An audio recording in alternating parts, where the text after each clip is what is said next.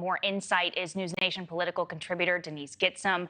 Denise, you heard what our sources were saying. That list has narrowed significantly. If you're on Team Trump today, who do you think they're looking at?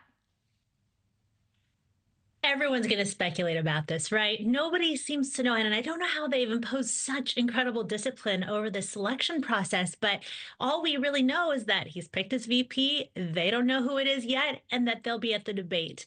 And I think anything beyond that is mere speculation. You know, in spite of all the rumors about Marco Rubio, Burgum, and the rest, and JD Vance, and even Carson, I think there's only one person who really fits the bill on what Trump actually needs. And that's someone who will be 100% loyal, someone who can help him win over minority voters, and someone who can raise tons of money, and that's Tim Scott.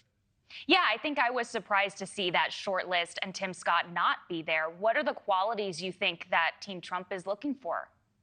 I mean, what I just said, just about making sure that he has somebody who isn't going to cross him when he makes decisions, but might have a difference of opinion that he respects. And that's Tim. Somebody who can bring in new donors, not just Trump donors, but his own set of donors. And last week, Senator Scott brought in couple of $1 million from mega donors who aren't traditional Republican donors. And that is so important to Team Trump because they know that money is going to be what helps them get over the finish line. But then you've also seen that there's blood in the water in regards to Black and Hispanic voters and their shift from Biden to Trump. And so, you know, Trump wants to capitalize on this as much as possible. And what better way than to use the man, Senator Scott, who pledged $15 million in April to go after the Black vote through his super PAC. So it seems to align on every front. And that, to me, the choice seems obvious. Tim is hands down the best choice. Now, whether or not Team Trump thinks that's the case remains to be seen. Yeah, and talk about, you know, how critical this kind of a decision is. Yes. Well, as you know, as we've seen in the past, and maybe John McCain is one of the best examples of this, but a vice presidential pick that doesn't resonate with the voters can be disastrous. But often it doesn't do too much to bump the main candidates, the presidential candidates' prospects of winning. And so I think Team Trump is looking at, you know, who is it that can not outshine the President Trump, but also bring a little extra something that makes them maybe more palatable to people who don't like his rhetoric.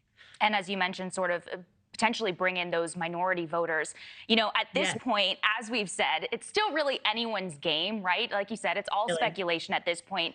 But as far as a timeline is concerned, when do you think we'll hear that official announcement? I think this is when showman Trump comes into full effect. Nobody understands how to work TV and announcements and build anticipation better than the man who, you know, cornered the market on reality TV. So I think he's going to milk it until the very last moment. I wouldn't be surprised. Heck, if they brought up all of these folks and did some combination of Miss USA pageants, which Trump used to own, and The Apprentice, and said, you know, you guys are fired, you're fired, you're fired, and then he crowned the winner. Like, who knows, right? Anything could happen. Yeah, I mean, at the end of the day, right, here we are talking about it. It is impressive, though, like you mentioned, the fact that still we're sort of getting maybe bits and pieces from our sources here and there, but we haven't heard really any official word from the Trump camp on all of this. It's remarkable. You know, I worked for Governor George W. Bush and when he was president in the White House. And one of the things our administration was known for was, you know, discipline and no leaks to the media, at least in that first 4 years that we were in the White House. And that's really rare and hard to find in any White House.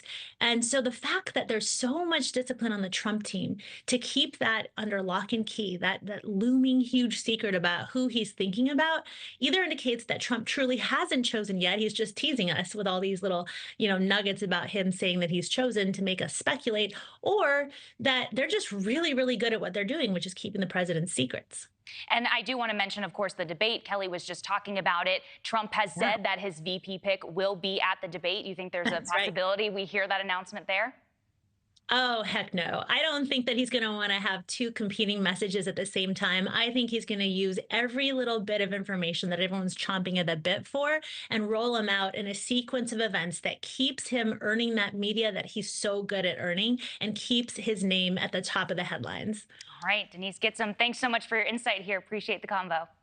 Oh, my pleasure. Have a great day. Thank you for watching. Go to newsnationnow.com to find News Nation on your television provider. And don't forget to click the red subscribe button below to get more of News Nation's fact-driven, unbiased coverage.